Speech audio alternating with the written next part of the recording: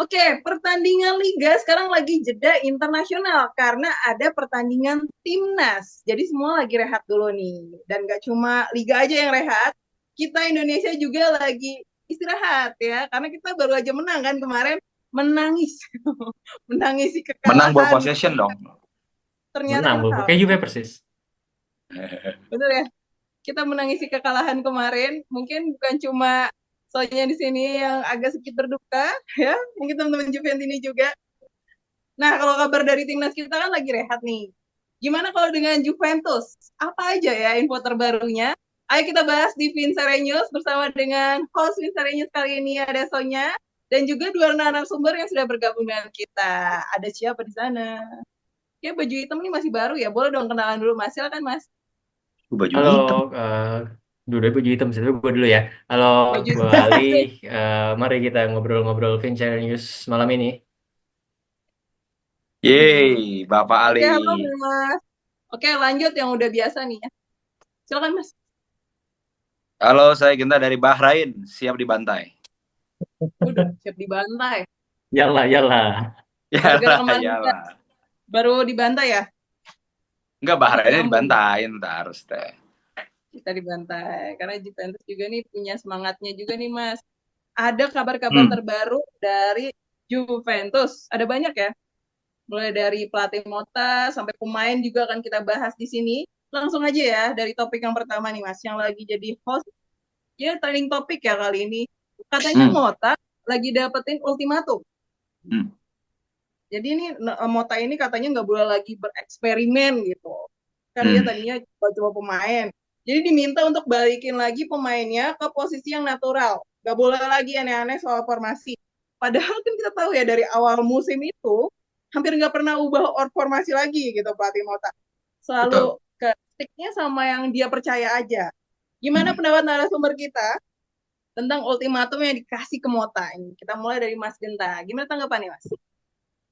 Ya, thank you Sonya. Jadi kan sebenarnya nih kalau pada dasarnya kalau kayak international break seperti ini kan banyak news-news yang dicari lah ya, gitu kan, biar seru gitu. Nah, sebenarnya kayak ultimatum-ultimatum seperti ini sih kalau gue pribadi masih 50-50 lah untuk menelan atau menerimanya karena ya seperti tadi yang Sonya udah bilang sebenarnya kalau alasan ultimatum adalah mengembalikan posisi pergantian pemain si A mengisi posisi si B yang memang di situ posisinya jarang ada perubahan taktik kayak mungkin zaman Allegri tahun pertama dari 3-5-2 bisa jadi 4-3-3 bisa jadi 4-5-1 di dalam satu match sendiri gitu.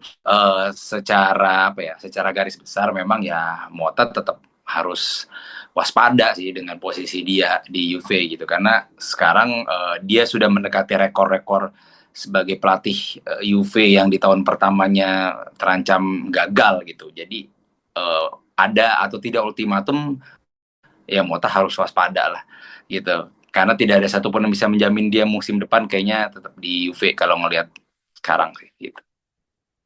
Hmm. Nah, itu tanggapannya dari Mas Genta ya. Karena Hmm. emang kalau kita lihat nih teman-teman Juventus ini emang sebenarnya itu formasi nggak ubah-ubah ya. Dia begitu Hmm. aja kayaknya. Ya. Nah, gimana kalau dari Mas Ali? Wajar nggak sih Mas Fatih Mota dikasih ultimatum seperti ini? Well, kalau nggak wajar sih pasti wajar ya.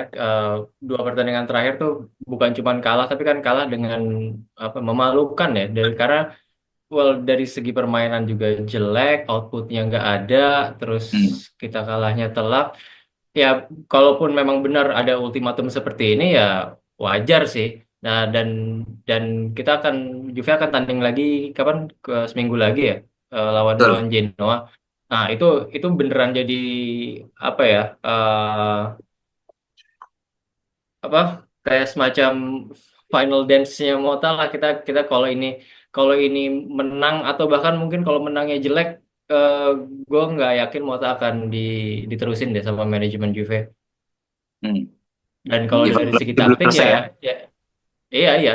Dan kalau memang dari segi taktik kan ya dari yang kita lihat nih bener kata Genta tadi eh, memang racikannya Mota ini masih kayak template aja gitu. Dia belum Ya. belum punya plan A B C sepanjang pertandingan. Jadi ya mungkin dua tiga match terakhir itu adalah cara dia untuk meng-create satu eh, perbedaan dalam hal game plan, tapi kita sama-sama tahu itu sama sekali nggak works kan. Malah jadinya kita semua yang nonton kok mengernyitkan dahi gitu. Oh ini ditaruh di sini, ini ditaruh di sana ya. Ya udahlah kenapa Betul. nggak balikin lagi aja kayak lo main kayak biasanya sih. Baru adjust di pertandingan, Hmm. jangan dari awal dirombak kayak gitu. Ya, Hmm. ya. Jadi kalau dengan adanya ultimatum ini nih Mas, apa ini akan jadi titik baliknya buat pelatih Mota ya? Dia bakal menang sapu bersih pertandingan berikutnya. Gimana menurut Mas Genta? Semuanya sih bisa terjadi karena apa ya? Kadang-kadang Mota ini kan bikin kaget kita juga gitu. Oh, menang lawan Inter misalnya gitu kan. Terus menang lawan aku di grup tuh kita segrup sama siapa sih? City ya? Kok City sih? Bener kan City ya? City, Leipzig. Nah, City kita menang gitu. Jadi dia emang suka memberikan harapan-harapan gitu kan. Jadi kalau tadi ditanya ini jadi titik balik ya bisa aja, harapan tetap ada. Tapi ya kita sebagai Juventini juga udah mulai ini sih, udah mulai sadar bahwa jangan terpancing, terpancing Jangan dengan terlalu kesenangan berharap semak mungkin ya. berharap itu sih. Jangan berharap ya. Oke, nanti biar nggak Jangan kecewa. berharap dulu. Uh, Dulu ya. Karena uh, kan karena memang bukan Juventusnya aja yang bikin banyak kejutan ya, pelatihnya juga suka bikin kejutan soalnya ya. benar. Nah, ya nggak sih Mas Ali? Kalau menurut Mas Ali gimana? Kok bisa nih pelatih Mota jadi menang nih untuk pertandingan Well, berikutnya dengan ada ultimatum dari harapannya memang manajemen? pasti harapannya memang pasti sapu bersih ya. Tapi kalau menurut gue mental yang harus dibangun oleh Juve itu one game at a time. Lu fokus ke pertandingan berikutnya dulu deh. Fokus ke pertandingan berikutnya dulu deh. Jangan ngadi-ngadi kayak kayak 2 minggu lalu ingat nggak ketika kita cuman beda 6 sama Ya, sama Inter. Atalanta. Eh, Oh, let's go. We are in the Scudetto race. Enggak, sama sekali enggak. Satu pertandingan dulu deh ya. Orang orang kita mau mikir on the long run aja belum bisa. Mungkin satu pertandingan dulu. Kelar habis itu pertandingan berikutnya apa gitu. Nah, momentum yang harus dibangun sekarang itu kan kita punya waktu istirahat cukup panjang nih sebenarnya dan nggak semua pemain dipanggil timnas kan. Ya udah bangun dari situ dulu aja. Kita persiapkan sebaik mungkin Juve lawan Genoa. Semoga pemain-pemain yang dipanggil timnas nggak ada yang cedera. Ya udah kita hadapi lawan Genoa satu pertandingan dulu, satu pertandingan dulu. Jangan langsung gimana nih sisa pertandingan bisa apa enggak ya. Harapannya kalau satu selesai ya momentum terbangun, hasil bisa maksimal.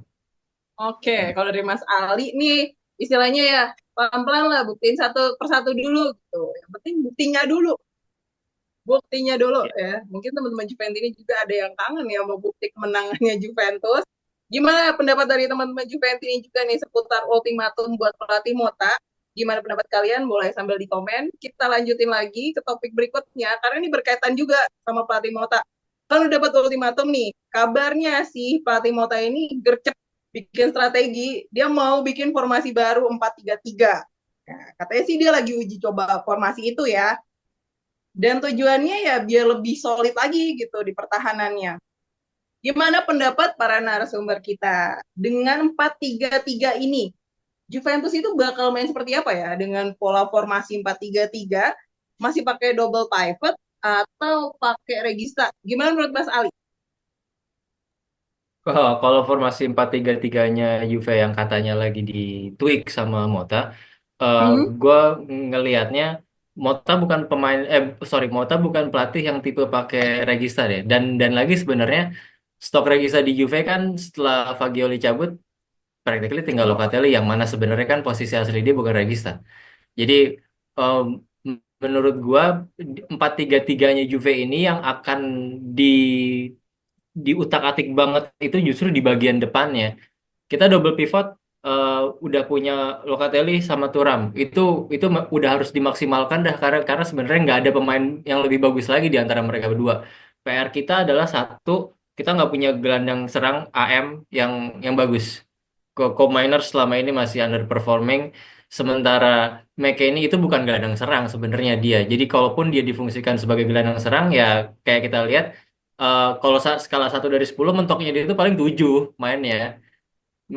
Memang nggak jelek tapi nggak istimewa juga. Sementara kita butuh sesuatu yang istimewa. Dan tiga di depan kita itu yang selama ini masih belum works nih. Apalagi 3-4 pertandingan terakhir tuh masih masih kurang lah. Yildiz masih dicadangin terus. Itu kan yang salah satu yang jadi apa yang jadi sorotannya. Jadi menurut gua 4-3-3-nya Mota ini ya satu nggak akan pakai Regista, dan satu lagi itu ya itu yang akan dirombak lebih jauh itu adalah sisi tiga penyerangnya itu.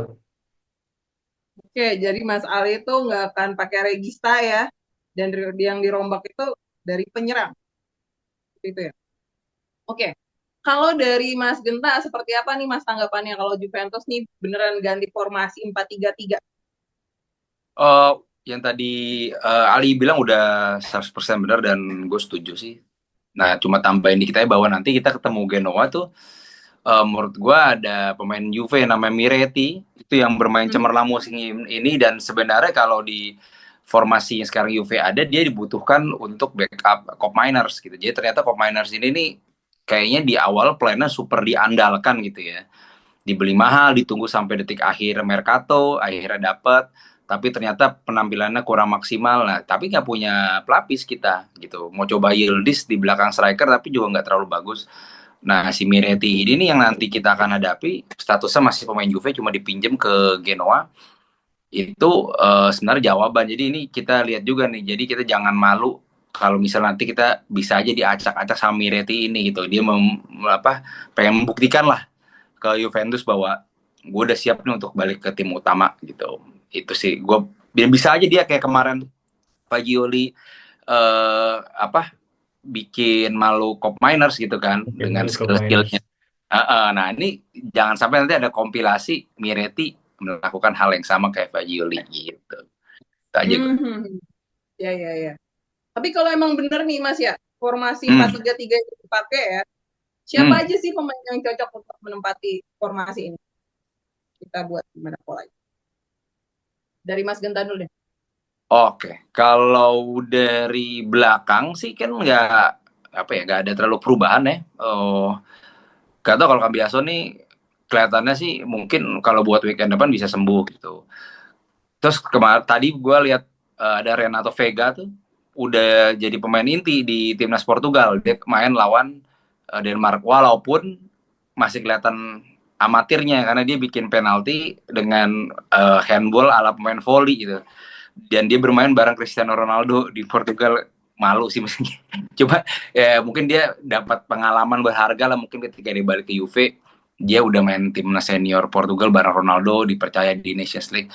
Jadi mungkin kalau nanti Juve bisa naruh Vega di tengah, di back tengah atau back kiri, itu bisa jadi opsi lah. Maksudnya gue ngelihat tuh kalau tim sebesar Juve itu memang harus ada pemain yang secara pengalaman dan mental udah harus kebentuk gitu, nggak bisa kayak Kelly gitu yang dia di Newcastle juga dibuang gitu. Kalau Vega tuh masih agak mending kata gue, walaupun di Chelsea juga kebuang, tapi di timnas Portugal kepake ternyata.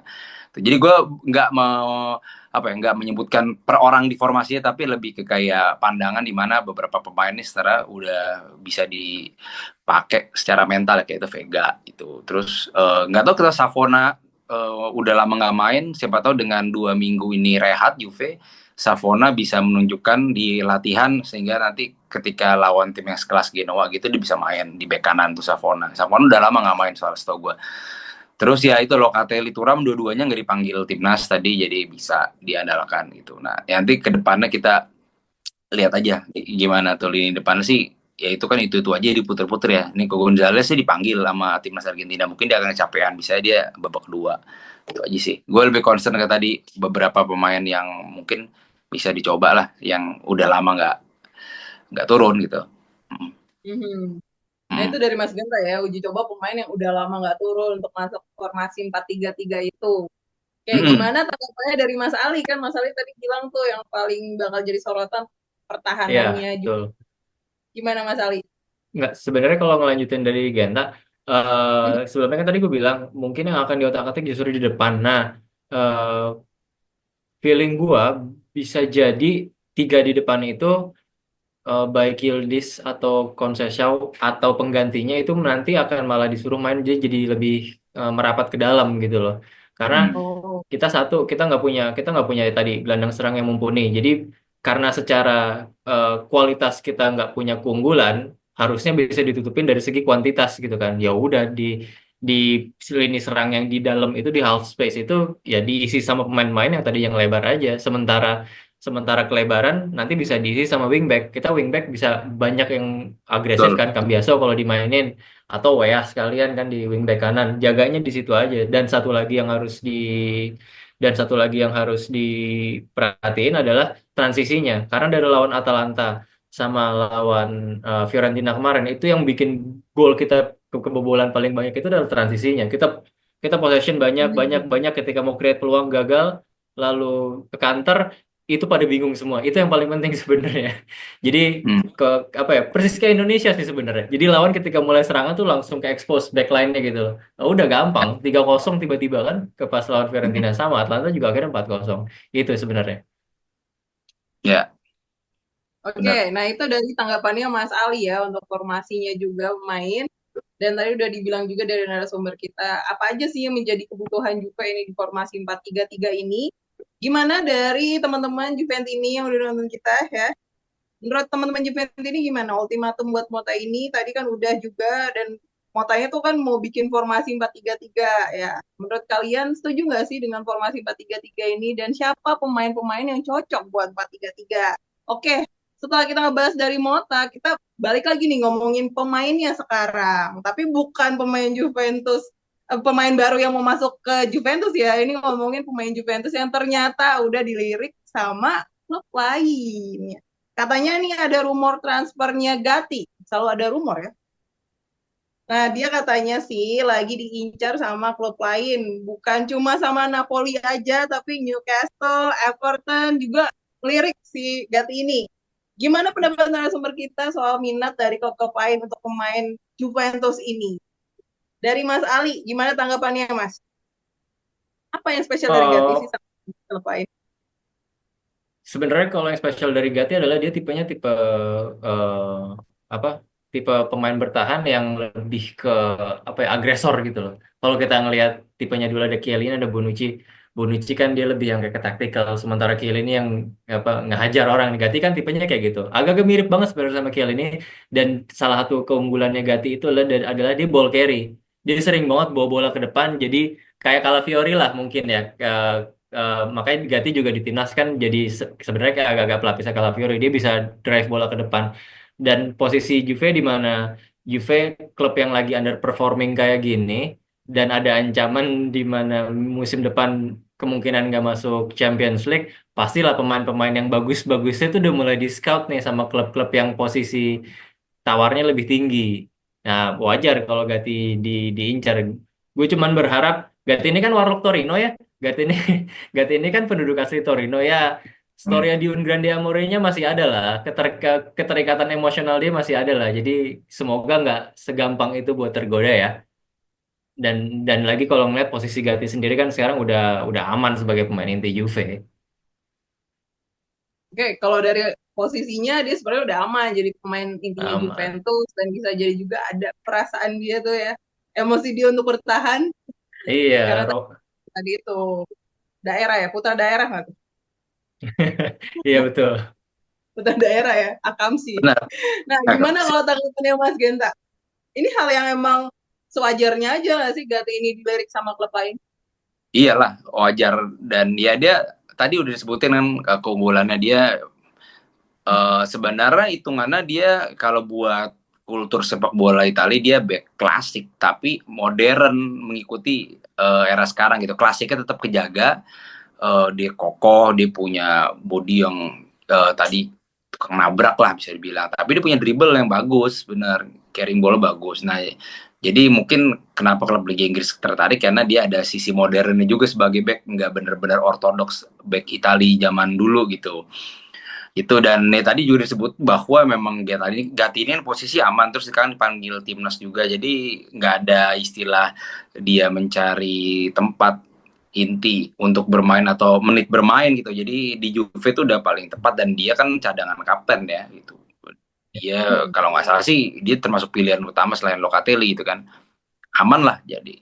Masih mungkin di Juve 1 sampai 2 tahun lagi kalau kata gua. Aha. Ya kan kalau secara posisi emang aman gitu ya. Tapi kan ada Hmm, isunya nih. Katanya Gati belum perpanjang kontrak ya Mas ya? ya, ya Ya nggak? itu Apa itulah juga mungkin kali dia? salah satu weakness-nya gitu kan. Heeh. Kemungkinan karena Juve selalu ada drama soal mengontrak dengan pemain Kontrak bintang ya. gaji per gaji. Iya, itu bisa aja jadi suatu nilai yang cukup kuat untuk mendorong dia cabut, bisa. Apalagi kalau yang beli klub Liga Inggris misalnya, kan nilai tinggi pasti. Ya, tanggapan dari Mas Genta seperti itu ya. Gimana dari Mas Ali? Mungkin nggak nih Mas Eh, Gati pikiran buat cabut? Gati sendiri sebenarnya kalau dari segi kontrak, setahu gue dia kontraknya berakhir tuh masih agak lama deh, masih 2019 2028 ya? ya. Tapi 2019. 2020. Udah lewat. 28 iya ya? 2028 deh. Nah, tapi mungkin kalau buat sebagai sinyal pemain-pemain itu tuh biasanya kalau memang dia komit sama klub, dia bisa aja tuh renewal kontrak padahal kontraknya masih sisa 2 sampai 3 tahun. Itu untuk ngasih sinyalemen kalau oh gue mau komit nih sama sama tim ini. Nah, itu yang sebenarnya lagi Juve harapkan dari Gatti. Jadi at least tuh lo kalau perpanjang kontrak tuh jangan nunggu sampai setahun terakhir jadi creating dramas gitu loh. Jadi Hmm. buat ngasih sense of security ke klub juga. Dan Ya kita juga masih bisa tunggu sinyal. kurang lebih bener sih 1 sampai 2 tahun lagi lah. Semoga kalau memang performance-nya masih stabil, dia bakal perpanjang kontrak. Ya, sama itu manajemen kalau Gatti bagus banget dengan kontrak yang agak panjang, nilainya tinggi. Nah, itu bisa memancing juga kadang-kadang buat manajemen menjual karena value-nya gede. Beda sama Chiesa, Chiesa tinggal sisa semusim itu emang harganya nggak akan lebih dari 20 atau 25 gitu. Akhirnya Iya, kejual cuma kalau 5. pemain-pemain yang sisa kontrak setahun itu biasanya harganya langsung lebih habis setengah dari market value-nya lah. Betul. Ini kan case yang sama kayak Vlahovic sekarang kan sebenarnya kan. Kontrak dia tinggal Betul, sampai 2026. betul itu. Iya ya. Itu menurut Benar. narasumber kita ya, Mas Genta dan Mas Ali. Jadi kira-kira tuh bisa tetap bertahan nih Gati 1 atau 2 tahun ke depan karena permainannya juga oke dan dilihat dari posisinya dia tuh aman sebenarnya di Juventus. Tapi gimana kalau menurut teman-teman Juventus ini? Apa Gati akan memilih stay atau cabut? Gimana pendapat kalian? Boleh di komen di sini. Dan untuk tahu gimana update-nya tentang rumor ini dan rumor-rumor tadi yang kita bahas semua di sini, gabung makanya di membership Suara Juventus ini ya, karena akan selalu ada update berita di sana. Bergabung dengan narasumber kita dan bisa juga ikutan siaran kayak gini ya, Mas Deta, Mas Ali. Bisa dong. Betul. Ayo dong. Join makanya. Iya, Kita ketemu join jadi Sonya. member. Ada Sonya, ada Mas Genta, ada Mas Ali. Dan ada narasumber lainnya dan teman-teman Juventini juga di grupnya Suara Juventini ini. Jadi kita tunggu ya membership kalian. Ikutin terus pokoknya Vincere News untuk tahu update berita terlengkap seputar Juventus. Oke? Untuk tahu Oke. info-info berikutnya, ditunggu ya Vincere News berikutnya karena akan masih ada Sonya, Mas Genta dan juga Mas Ali. Oke, sebagai penutup kita ucapin semangat-semangat kita itu dong. Vino Yuk. Alafune ya. Ayo. Vino Alafune. Forza Forza Juve. Juve. Oke, bungkus.